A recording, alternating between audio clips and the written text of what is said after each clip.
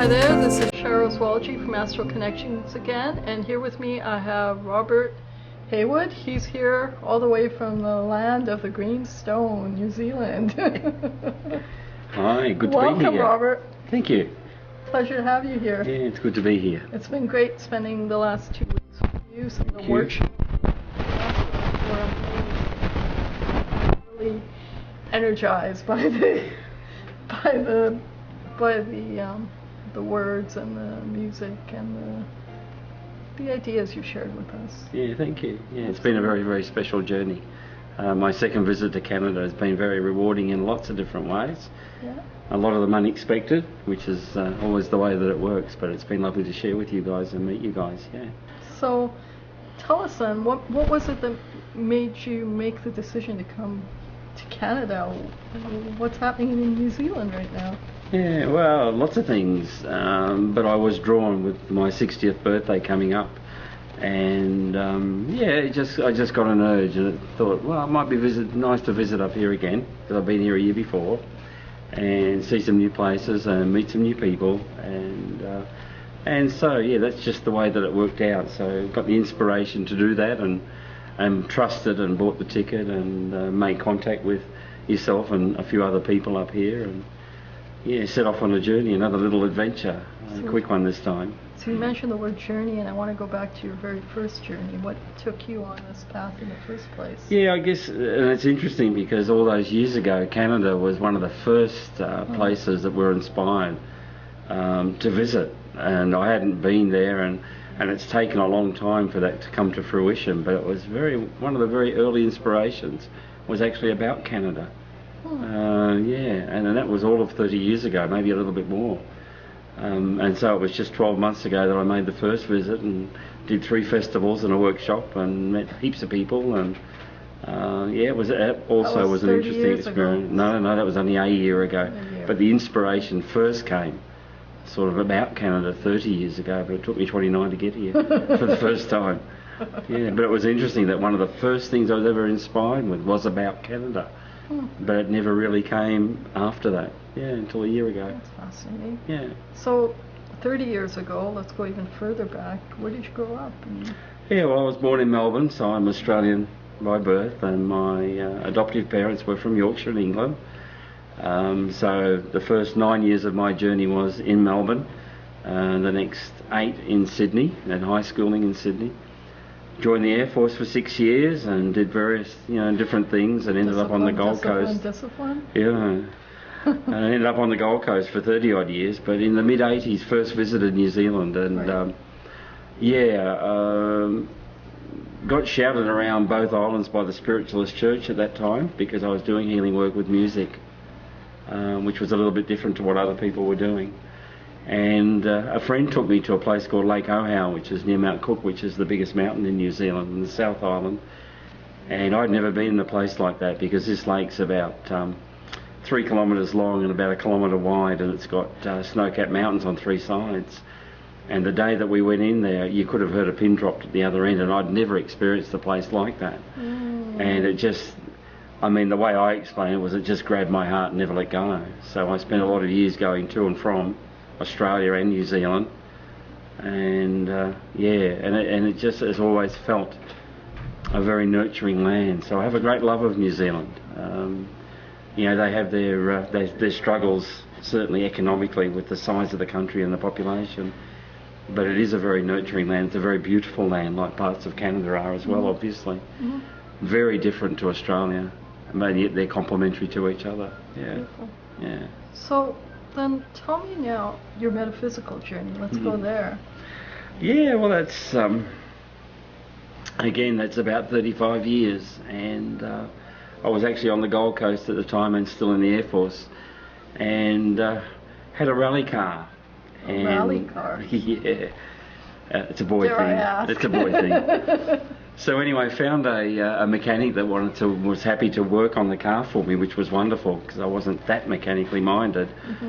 Anyway, he introduced me to a very formalised style of meditation because he'd been trained in the Alice A. Bailey and that style. So it was a very, very formal, serious. Society. Yeah, exactly. Madame Blavatsky and all those guys. Right. So he introduced me to that style of meditation and also to healing. What is that style of meditation? Well, it's not something I do these days, but it was very formal, like it was very strict, and you sat in silence, and he used a particularly strong incense, but we actually also worked with music. And it was very interesting because it was one of the first synthesizer pieces of music. It was a piece called Time Wind by German Klaus Schulze, and it was actually written mathematically. Oh, interesting. Yeah, it was very much a journey thing. So, I have very strong memories of that, of connecting through music, of course, as well. And also there was a tea room in Southport near where I lived, and up there they had healing nights and readings, and I'd really not come across either before. But Peter, my first teacher, also introduced me to healing in a very, very natural and easy way, and his wife... Like hands-on healing? Yeah. Okay. And his wife was ill one night. He said, do you want to give Mark some healing? I said, yeah, sure, what's that? Because I had no idea. So, it sounds good. And he said, just stand behind her and put your hands on the shoulders, and you might want to close your eyes and say the Lord's Prayer. And it was, for me, I was just like a duck to water. And as I look back on that time now, I mean, I would say that all of a sudden I had expression for the humanitarian side of Robert, and it was absolutely easy. So it wasn't regimented, it was very natural introduction. Right. And at that time there was a little group of us at the same time, and we also discovered, because at that stage it was pre-New Age, because we're talking the 70s, and most of the information was coming out of England and spiritualism. And spiritualism was very regimented. You could be a healer or a medium. There was all these little defining walls basically on the teaching, and we discovered at the time that you could actually break the rules, so-called, and the results were still the same. So that was very healthy. And I mean, over time, I've come to learn, and particularly as a medicine man now, that there is only one rule, and that's the rule of inner integrity. Right. To thine own self be true. And so we had a very healthy beginning, this little group of us, and it was an adventure, and it was really exciting, and this is all stuff that we hadn't heard before, and there was a great thirst to experience more and to learn more and to find out, where we fit in. And it was an exciting time, and it was all new and very adventurous. So Medicine Man, was that like a title given to you by somebody? Or No, it's actually self-titled. It's interesting because all those years ago, being introduced in healing, and I actually stopped I certainly don't refer to myself as a healer as such now, because we all are anyway. I mean, we know that. And it was really hard because to have some sort of definition or shingle to hang on the wall. And I know for me, I got to the stage in recent times where music shaman felt okay, felt appropriate. But I made an intuitive shift from that to music medicine man. And on my last visit to Canada a year ago, I actually had a session with an Inuit medicine woman, and she actually explained the difference between the two. And I understood, well, how she shared it to me was that the shaman was a link between two worlds, and that the medicine person, be it male or female, is actually a spokesperson for Earth Mother. Yeah, so she was sort of telling me why I had felt intuitively that I wanted to make a shift from one. So tell us about the time of this intuitive shift. What was happening in your life to cause this shift? Yeah, it was interesting because when I first touched base with people over here, particularly First Nation people, I became aware that some people are certainly unhappy with outsiders using the term shaman, which I found quite interesting because I'd never come across that before. Because the Aboriginal people, certainly in Australia, there's less influence because there's less of them. That's just the way the continent is down there.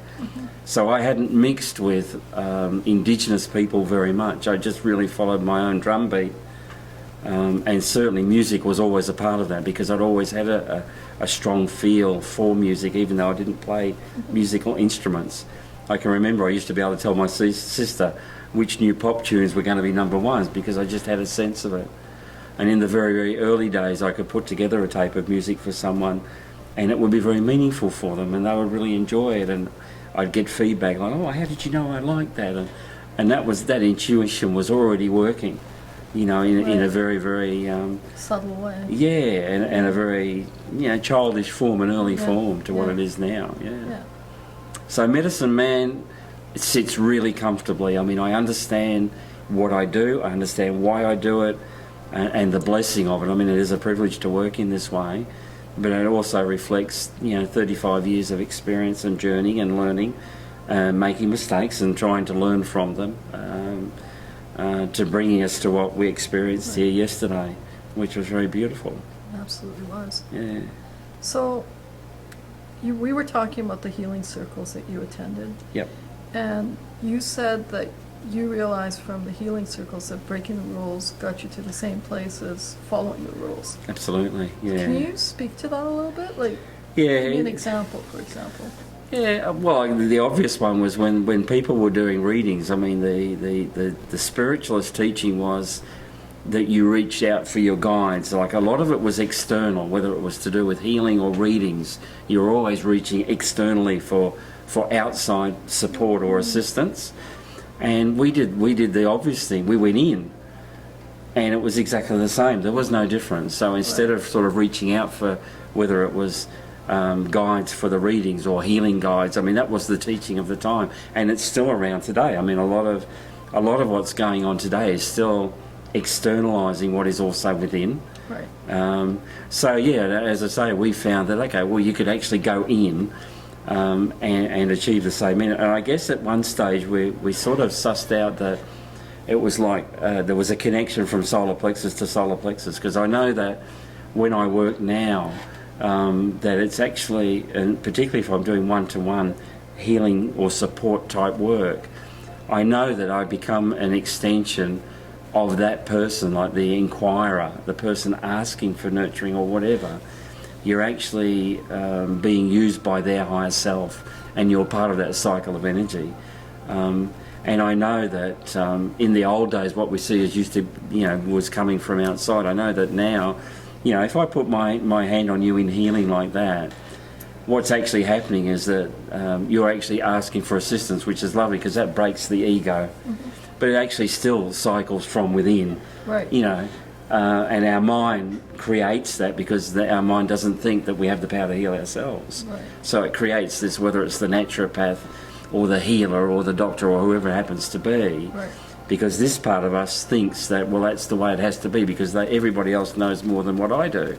And of course that's not true at all, because it is all in here anyway. Mm-hmm. And you've heard me say in the workshop that when we work with the pieces of music, I mean, before anyone walks into the door, I mean, as soon as they commit to a workshop, the energy starts moving because there is a link. When they sit down in a workshop space, part of them actually knows every piece of music that they will work with on that day. What it doesn't know is how much this will let it do. Right. Yeah, and I find that extraordinary, and that's just the foot in the door. I mean, that's the tip of the iceberg. Well, the workshop, I have to add also, was extremely a surprise, I guess is a good word, because when you walk into it, you have an idea of what you're going to expect, but you don't know what you're going to expect, because you know what you're going to expect on the physical level, but internally you have no idea what you're going to expect and the shifts that are going to occur. And I'd like to talk to the simplicity of it and how that simple exercise that we do, mental, spiritual, whatever we want to call it, creates such a vast energetic shift. Yeah. So it's not so simple. It's quite complex actually, and it takes you to another phase in your life almost. I've always felt that it's a therapeutic thing. It's not a therapy, because what everybody did yesterday, me included, was valid steps on the journey. Mm-hmm. Right? It's another valid experience. It's not a therapy. I don't see it as a therapy, and yet it's therapeutic, obviously. And I'm always amazed, and I've been amazed for years, because to me also it's very simple, and I think that's where its power is. And I also believe that working music is a sacred catalyst. There is no question. Right. And I mean, we've talked about the stuff from our our past in our tapestry that's out of balance and is the driving force. And it actually keeps us from the present because it colours everything, it edits everything that comes before us. And of course, if it's doing that, well, it's totally limiting our futures because we're still actually totally buried by the past. So at the past, and I learnt. Sorry. It's okay. I was just going to add that, well, it beautifully allows you to review your past, as well as you get insight on your future very intuitively. And so when sometimes we say that, a psychic gives you your past and present and future, well, so does this exercise because it's a very intuitive exercise. Absolutely. And it intuitively gives it to oneself rather than the practitioner sharing what the past, present, and future is. You realize it yourself as you go through the workshops. Absolutely, it's beautiful. Absolutely. And I mean, the foundation is that it meets everybody where they are. Doesn't want to take someone from A to B, because if we don't sort A, you can forget about B. It's never going to be able to happen because we're still stuck here. And I mean, it's only sort of a recent realisation that it's not about it's the joys and the tragedies, so-called, of our past that are equally binding. All right, so it's the great happy times can be just as binding as our so-called tragedies. But it's actually allowing this part in here to actually move that energy. So I quickly learnt that healing, no matter how it is expressed, is only the movement of energy. And particularly with these very, very powerful experiences of the past, we're not trying to take a knife and cut them out and throw them in the rubbish or burn them. What we're actually wanting to do is just to balance them with the rest of the tapestry, so they're not actually in the driver's seat and controlling everything. That they're actually energetically balanced with all the parts of us. And it's that lovely expression, we're so much nicer and so much more beautiful to be driven by the heart, not the hurts, because it's the hurts that drive us. Yeah, right. And also our reluctance to address them because we think it makes us sad. But of course, to the body, they never go away. If they're not given expression, when the memory comes to the body, it is today, or in the moment that memory comes, because to the body, it's never been allowed to go anywhere. Yeah. Right, and then giving it that expression releases it. Starts to move it, and that's what healing is. It's actually allows it expression. So that's why we write and draw it, so the mind can participate, the inner child. As soon as you start drawing the images, the inner child is engaged, and then we actually ask the body, what would you like to do? Because free form dance is so important, but it's not dancing like we always dance. It's actually asking, oh, you want to wiggle your little finger? Okay, that's fine. Well, that's what we'll do, because that's the body intelligence saying, okay, I've got a way to do this as well. But we don't ask it. We just do what we've always done, and we get what we've always got. Right. Okay, so can you speak a little bit about the inner child for those who don't really know what this concept is? That's the playful self that certainly as we grow older we tend to move away from, because we get into the world of responsibility and work and mortgages and children of our own. But still there. It never goes away, but we forget to pick up the crayon and play. We forget to play. I mean, that was one of the things that came up yesterday. I was going to say that you should call your workshop a play shop, because it's a lot of fun.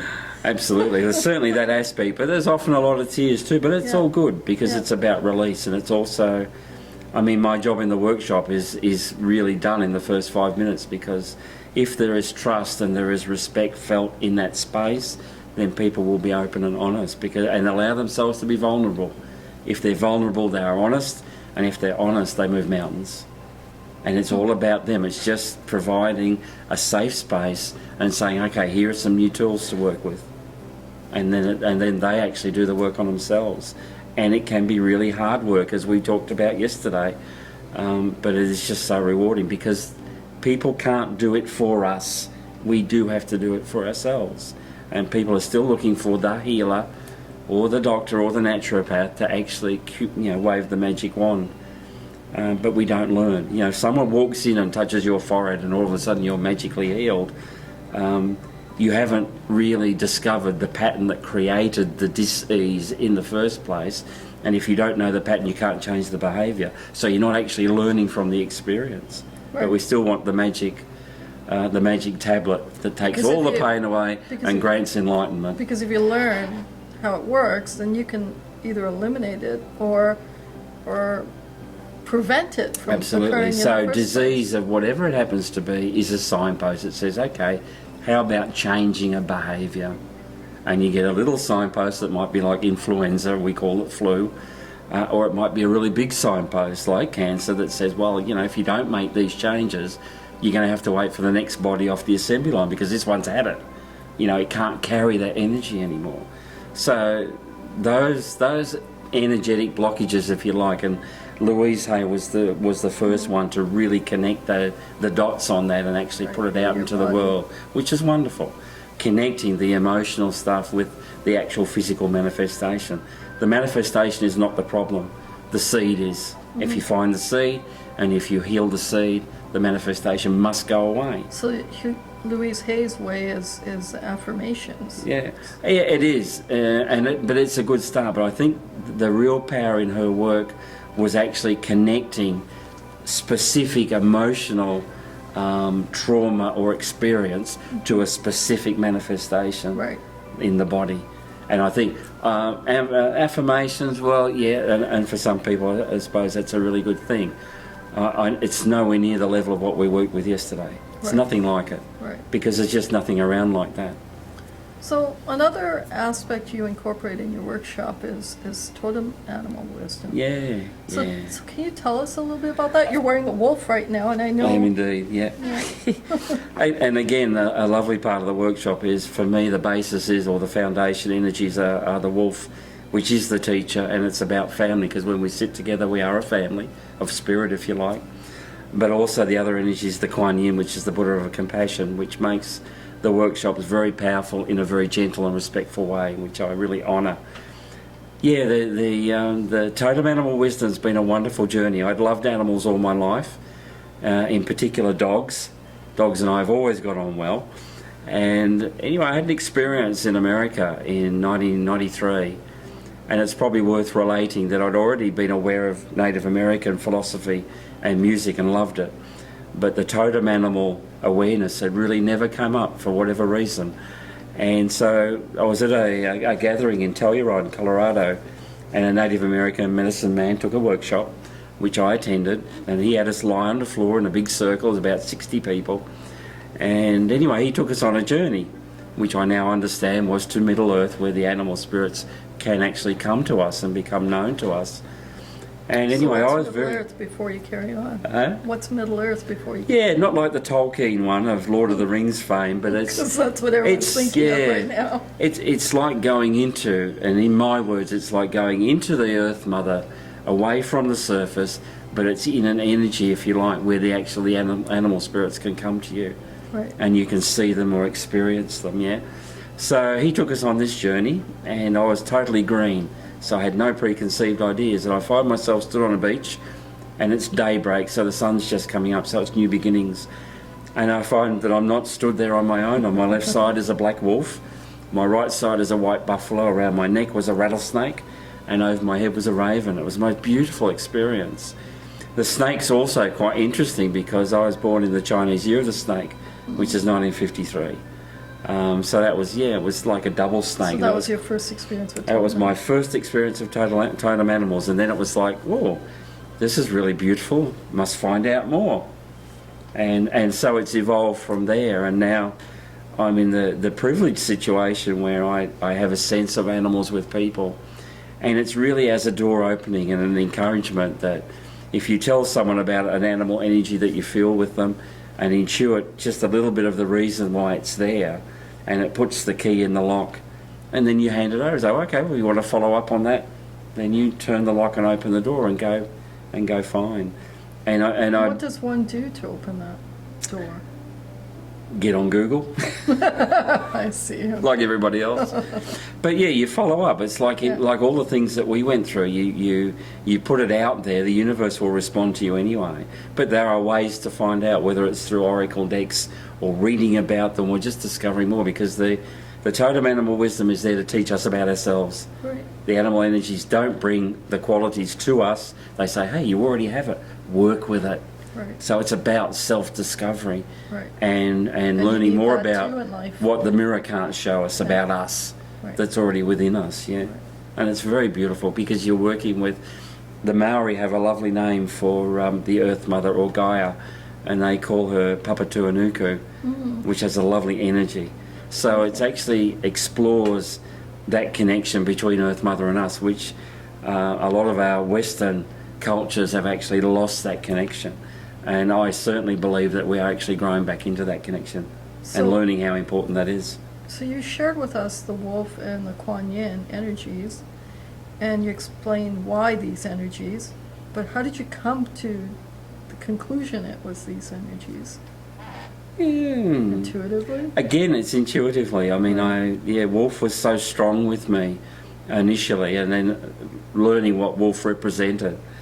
And it just makes sense. And then it was about the gentleness, because I knew that this wonderful wisdom that had been granted to me or coming from within me was very gentle in nature, because people were making amazing shifts, but it wasn't traumatic. So granted within you. Yeah. Can you speak about that a little bit? Yeah. Don't know that it's that easy to talk about that. It's because I certainly find that coming up here and actually meeting First Nation people or dealing with people that have been trained traditionally, like I did on Friday night Yeah, it must be quite when we did humbling summer, then. it's huge. And the most humbling part of it is the acceptance of me and who I am and how I think and what I do. And that's extremely humbling, and I feel extremely privileged. I understand that, because Yeah, well, it's amazing because I just don't come. knowing, right? Because my work hasn't come from an external. I mean, it's come from my journey and my life. So in that way, there's been a lot of teachers, but no one sat down and gave me a 15-week course on how to be a shaman. No, but you're probably being course to do it. Oh, Or else you'll be hit by a 2x4 or something. Well, absolutely. And that's the way it's been. And my privilege has been to meet some extraordinary people on the way who, for incredible reasons best known to themselves, had nice things to say about me when I couldn't see it. And I was certainly a long way from the realisation. But they also were planting seeds. And it's been an amazing privilege, a journey of privilege. It has been a journey of privilege. And I can't say that any other way. Wow. It's like every time we sit down in a workshop, like I did yesterday, and I see the magic happen, and it takes my breath away every time to think that what I was inspired with 30 odd years ago. To keep doing it, right? Yeah, absolutely, and to watch it grow and change as I do, Right. because it reflects where I am as well, and that changes all the time.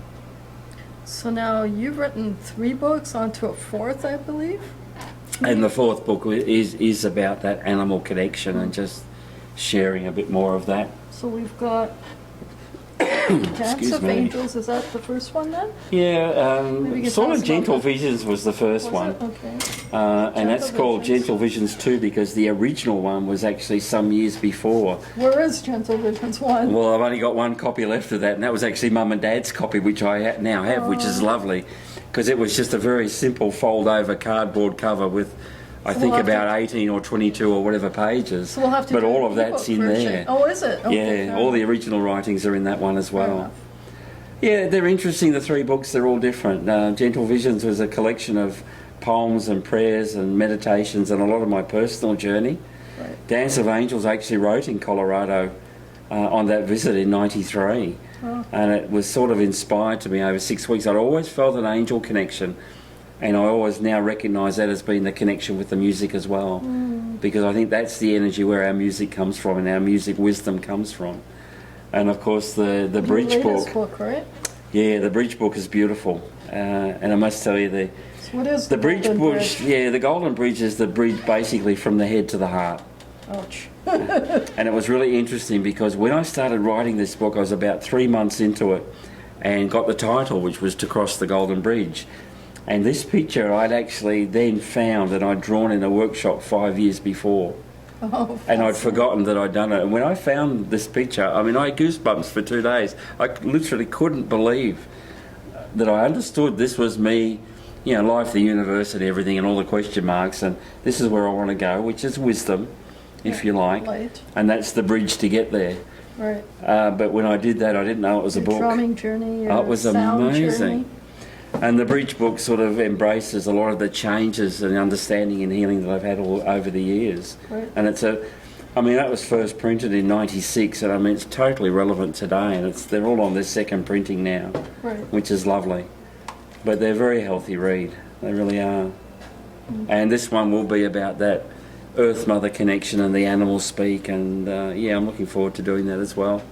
Yeah. Tell us about your fourth book. Yes, well, it's going to be lovely. It'll be about the animals. It'll be my experiences with those animal energies, and certainly how they've affected my journey. And also, it's such a great delight to work with people with that as well, and to encourage them to make their own discoveries and connections. I certainly think that we're headed back to the Rainbow Tribe, which is the one tribe which brings all the tribes together. Right. And I think that also includes the fairy energy as well. So a lot of those things that we've tended to lose in our imagination, I think, are actually coming back, and we realise that they're actually all an integral part of each other. Right. And for me, it's re-establishing that connection and dropping some of our barriers, between, religions, philosophies, beliefs, and that we sort of start to embrace each other a bit better as people. Absolutely. Yeah. So I believe I've been able to twist Robert's arm enough to have him leave us some books. So if you want to explore Robert's journey a little bit more, we'll have some books here, I believe. Is that right? You will indeed. Okay. Absolutely. Yeah. Excellent. Well, I think I've exhausted all my questions. Do you have anything you want to share with the... Yeah, I guess from my perspective, coming from the Southern Hemisphere as well, I think it needs to be addressed that a lot of people who are working as teachers need also to nurture their own journey. Oh, that's a very good It's very point. easy to get very busy with our work. I mean, I had a journey with my mum where the focus of caring for her, in that process, I forgot to care for myself, and it was some years recovering from that. Not her fault, me forgetting to look after me, and self-care for all of us, I think, is a big issue. Absolutely. And learning is a lifelong journey. Oh, absolutely, and that, I think, is the beautiful part about this And so this healing, philosophy. for that matter. Yeah, it's not something you retire from, because it's you're always learning, and I know that this journey for me, I mean, as you know, we had the experience with medicine horses a few days ago, and it was extraordinary. And I mean, I have loved animals all my life. I've been around horses a lot, and my experience on that day was just totally out of the box. And yeah, you learn all the time. It just doesn't stop, and it's all good. Sometimes can be quite uncomfortable, Right. but that's actually quite healthy. It's like in the workshop again, you make the effort, you do the hard yards, you get the return, because no one can do it for us. Eventually we find the right tools, we get nurturing support, sure, but we still have to do it ourselves. Yeah. Fascinating. Well, thank you, Robert. Thank you so Absolutely much. a Thank you for the pleasure. visit.